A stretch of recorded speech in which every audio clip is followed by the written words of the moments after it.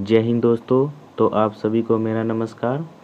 और आप सभी के लिए देखिए आज का वीडियो बहुत ही इम्पोर्टेंट है। बस आपसे मैं एक छोटी सी रिक्वेस्ट करूंगा कि वीडियो को अंत तक ज़रूर सुनिएगा। साथ ही मैंने थंबनेल पे जो लगाया है कि NIS DLED SC case updates, साथ ही मैंने यहाँ पे जो लिखे हैं सुप्रीम कोर्ट का पूछा सवाल, अब NIS वाले क्या करें, क्या सच में NIS DLED अब खतरे की ओर।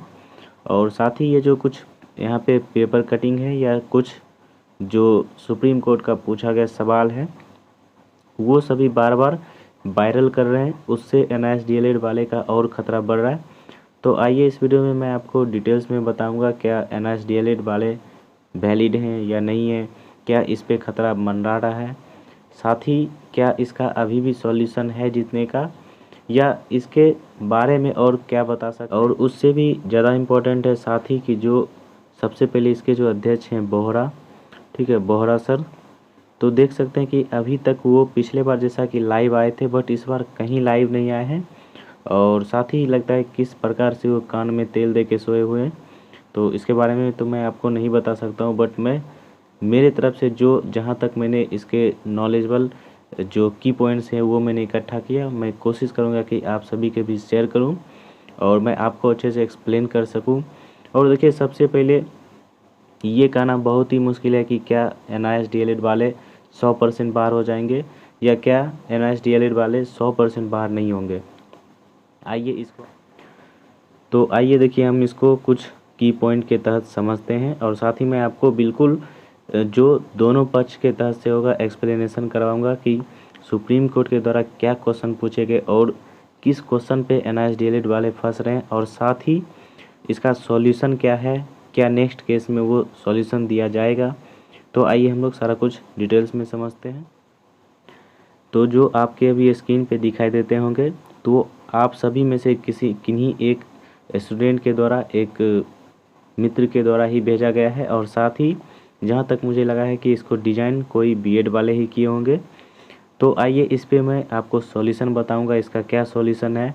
और इसके बेसिस पे बहुत सारे BEd वाले बोल रहे हैं कि अब NIS DLED वाले 100% बाहर हैं, और साथ ही NIS DLED वाले भी ये बात को कहीं ना कहीं देख सकते हैं। Fact BEd versus NIS DLED supreme court सुनवाई, बिग ब्रेकिंग, यहाँ पे देख सकते हैं।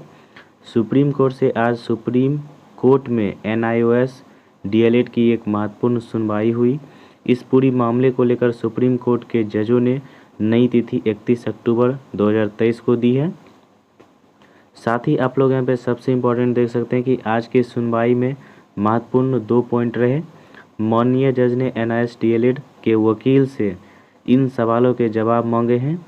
सबसे पहला था कि पहला इसके समय को लेकर कि यह 18 माह का कोर्स है, और जबकि NCTE 2010 के नोटिफिकेशन में 24 माह के DLED की बात की गई। तो देखिए मैं सबसे पहला का यहाँ पे आपको आंसर बताऊंगा, सॉल्यूशन बताऊंगा, एक्सप्लेनेशन बताऊंगा, जो कि बिल्कुल फैक्ट के तहत होंगे। देखिए सेम पटना हाई कोर्ट में भी 18 मंथ को लेकर ही केस किया गया था, और ये 18 मंथ को केस लेके जो किया गया था ये 100% आपको पता ही है कि बिल्कुल हाई कोर्ट जीत चुकी थी।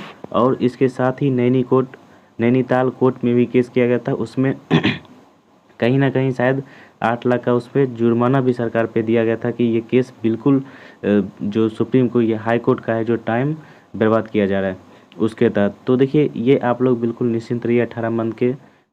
तो देखिए अब मैं आपको इसका एक्सप्लेनेशन बता देता हूँ कि 18 मंथ का है फिर भी क्यों वैलिड है। अब देखिए जितने भी 18 मंथ को लेकर परेशान हैं या जो BEd वाले 18 मंथ को लेकर बार बार बता रहे हैं कि इस कोर्स अनवैलिड है, तो आइए मैं उनके लिए यहाँ पे बिल्कुल सटीक सॉल्यूशन देता हूँ। तो देखिए 18 मंथ पे सबसे पहले जो है ये केस पटना हाई कोर्ट में हुआ था, और जिसमें NIS DLED वाले ही जीते थे। साथ ही फिर नैनीताल कोर्ट में हुआ था, वहाँ पे तो NIS DLED वाले जीते ही, साथ ही 8 लाख का यहाँ पे जुर्माना भी लगा था सरकार पे। अब हम बात करेंगे 18 मंथ की, तो देखिए NCTE के द्वारा ये बिल्कुल वैलिड कोर्स है, क्योंकि इसमें जो टीचर लोग थे वो पहले से ही जॉब में थे और कहीं ना कहीं उनकी जॉब बचाने के लिए इस कोर्स को करवाया गया था। तो इसलिए उनको बताया गया कि 6 मंथ जो है वो इंटर्नशिप पे है। और आप लोग जो डिबेट में सुने होंगे उसमें जो एनआईएस के वकील हैं उनके द्वारा भी ये बात बताया गया था।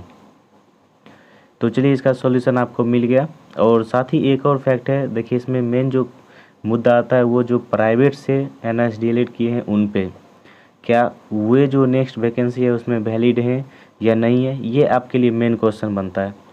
तो आइए उस पर भी हम वीडियो में बात करेंगे साथ ही में। तो देखिए दूसरा बिंदु हम लोग समझेंगे, सेकेंड पॉइंट, सेकेंड क्वेश्चन। तो देखिए अगर अभी भी आपको 18 मंथ के लिए डाउट है तो आप लोग अभी बिल्कुल मन से निकाल दीजिए, क्योंकि ये देखिए बिल्कुल 6 मंथ का यहाँ पे इंटर्नशिप कोर्स होता है। चाहे आप लोग बीटेक करते होंगे उसमें भी 4 मंथ का आपको इंटर्नशिप छुट्टियाँ मिलती है। तो क्या ये कोर्स जो है वो 4 साल का नहीं है? ऐसा बिल्कुल नहीं है। चाहे आप लोग बीएड करते होंगे उनमें भी एक करीबन 1 महीने के अप्रॉक्स इंटर्नशिप होता है। तो इसके लिए देखिए कोई बिग इशू नहीं है, आप लोग बिल्कुल 18 मंथ पे जीते हुए हैं। इसके लिए आप लोग मत सोचिए। सबसे जो इम्पोर्टेंट सेकेंड क्वेश्चन की अगर हम लोग बात करें तो सेकेंड दूसरा बिंदु यह था कि जब यह कोर्स इन सर्विस टीचरों के लिए था तो फिर ऐसे अभ्यर्थी को भर्ती में कैसे सम्मिलित किया जा सकता है जबकि वह पहले से ही सिस्टम में है। इस बिंदु को लेकर माननीय सुप्रीम कोर्ट के जजों ने एनआईओएस के वकीलों से क्रॉस सवाल किए। तो यहाँ पे होगा क्रॉस सवाल किए और इन्हीं पॉइंट के आधार पर अगली सुनवाई में तय होगा कि एनआईओएस डीएलएड प्राथमिक शिक्षक भर्ती में रहेंगे या बाहर होंगे। आज सुनवाई में जो सबसे महत्वपूर्ण तथ्य सामने आया वह यह था कि सुप्रीम कोर्ट के जज के द्वारा एनआईओएस को 18 महीने का तथा प्राइवेट शिक्षकों के लिए बताया गया और साथ ही डीएलएड एवं केवल 18 महीने का कोर्स है, उन्हें 24 महीने पूरे नहीं हुए हैं, इसलिए वे नई भर्तियां प्रक्रिया के लिए पात्र नहीं है या सेवारत शिक्षकों के लिए एक बार की योजना थी, नई युक्ति के लिए नहीं। तो देखिए सबसे पहले ये जो लिखे हैं ये खुद से लिखा हुआ किन्हीं बीएड वाले स्टूडेंट के लिए है। तो उनके लिए मैंने 18 मंथ का कैसे कोर्स है वैलिड ये मैंने आपको भी बता दिया। साथ ही मैं बताऊंगा कि एनसीटीसी और एमएच, ठीक है, जो मेन होता है केंद्र सरकार का एक, जिसे एजेंसी के नाम से हम लोग जानते हैं, जो क्या जिसका क्या काम होता है कि कोई भी डिग्री से रिलेटेड या जो भी कोर्स कर रहे हैं, चाहे आप लोग बीटेक ही क्यों ना कर रहे हैं, उसका यही देख रेख होता है कि ये कोर्स वैलिड है या नहीं, ये कोर्स जो है वो सटीक रहेगा या नहीं। तो उन सभी से देखिए यहाँ पे पास हो चुका है, पास केस जीत चुके हैं। तो कहीं ना कहीं इनके पास फैक्ट है, अभी भी जीतने का फैक्ट है। बस डिपेंड ये करता है कि नेक्स्ट जो 31 को सुनवाई है उसमें ये किस प्रकार से अपना एक्सप्लेनेशन दे पाते हैं। तो सबसे जो इम्पोर्टेंट है यहाँ पे वकील को लेकर, और साथ ही आप लोग देखे ही होंगे कि बोहरा सर जो थे वो अभी तक पिछले बार तो आए भी थे, इस बार कहीं लाइव आ ही नहीं रहे। तो देखिए उनके अंदर क्या चल रहा है, कम से कम लाइव आके तो बताएंगे तो समझ में आएगा। हो सकता है उनके पास फाइनेंशियल कोई दिक्कत होगा, क्योंकि मैंने पिछला जो वीडियो देखा था उसमें वो बताए थे कि बस आप सभी का सहयोग बना रहे हैं। तो उसका मीनिंग देखिए आप लोग भी समझते होंगे कहीं ना कहीं, और मैं भी समझ रहा हूँ, क्योंकि जो मैं चाहता हूँ कि एनआईएस डीएलएड के वकील हैं, कहीं ना कहीं वकील की जो यहाँ पे कमी खल रही है। साथ ही जो बीएड वर्सेस डीएलएड का केस हुआ था उसमें जो डीएलएड के जो वकील थे उनमें कहीं ना कहीं वेटेज था। तो यहाँ पे देखिए ये बहुत सारे क्वेश्चंस बन रहे हैं, और मैं अभी भी बताऊंगा कि 90% केस अभी भी है एनआईएस डीएलएड की तरफ ही, क्योंकि देखिए जब सुनवाई होता है तो क्रॉस क्वेश्चन तो आपसे पूछे ही जाएंगे। अब डिपेंड ये करता है कि आप किस प्रकार से एक्सप्लेनेशन देंगे, क्योंकि क्रॉस क्वेश्चन तो देखिए 18 मंथ को लेकर आपके हाई कोर्ट में भी हुए थे, बट उसमें क्या किया गया कि उसमें अच्छे से एक्सप्लेनेशन दिया गया, क्योंकि उसमें बहुत सारे अच्छे वकील भी थे जिनके द्वारा इतने अच्छे से एक्सप्लेनेशन दिया गया कि इसको बिल्कुल सेलेक्ट कर लिया गया, इसको वैलिड माना गया। तो वही अब डिपेंड करेगा कि 31 को जो है वो किस प्रकार से वो एक्सप्लेनेशन अपना देंगे, मेनली इस पे डिपेंड करेगा। फिर उसके बाद जो आगे की केसेस क्या चलेगी, देखिए इसमें क्रॉस क्वेश्चन को लेकर जो भी अब बाय फैल रही है, तो देखिए आप किसी भी केस में जा रहे हैं तो क्रॉस क्वेश्चन तो आपसे पूछा ही जाएगा। और साथ ही देखिए अभी तक जहाँ तक है तो यहाँ से अब 100% ये भी बताना सही नहीं है कि एनआईएस डीएलएड वाले वैलिड हैं या 100% ये भी नहीं बता सकते कि NSDLED वाले बाहर हो जाएंगे। ये तो आपके जो नेक्स्ट बैठक होगी उसमें ही पता चलेगा। साथ ही अभी आपको चाहे कोई कितना भी कुछ बता दे, तो देखिए इसका तथ्य जो है, जो फैक्ट है, क्योंकि बहुत सारे ये सभा से भी, लोकसभा राज्यसभा से भी बिल पास हुआ है, NCTE का भी मान्यता प्राप्त है, MHRD का भी मान्यता प्राप्त है, तो बहुत सारे देखिए इसके पक्ष में है। लेकिन यहाँ पे जो जस्टिस के द्वारा जो क्वेश्चन, क्रॉस क्वेश्चन पूछे गए, उनका कहीं ना कहीं मैं जहाँ तक देखा हूँ कि एक्सप्लेनेशन उतना अच्छे ढंग से नहीं दे पाए। मेन इस पे यहाँ पे क्वेश्चन बनता है। और एक और क्वेश्चन जो प्राइवेट टीचर को लेकर है, ये बहुत ज़्यादा यहाँ पे देखिए, पहले अभी तक तो केस हो रहा था 18 मंथ को लेकर, बट अब जो न्यू ट्विस्ट जो आया है वो आया है यहाँ पे प्राइवेट टीचर को लेकर। तो यहाँ पे कहीं ना कहीं जो NSDLED वाले हैं थोड़ा बहुत पिछड़ रहे हैं। लेकिन हाँ चलिए, जो वकील हैं अगर अच्छे से एक्सप्लेन कर देते हैं तो कोई प्रॉब्लम नहीं है। बिल्कुल आगे जो 31 को सुनवाई होने वाला है, ये आपके लिए सबसे ज़्यादा फैक्ट की बात है।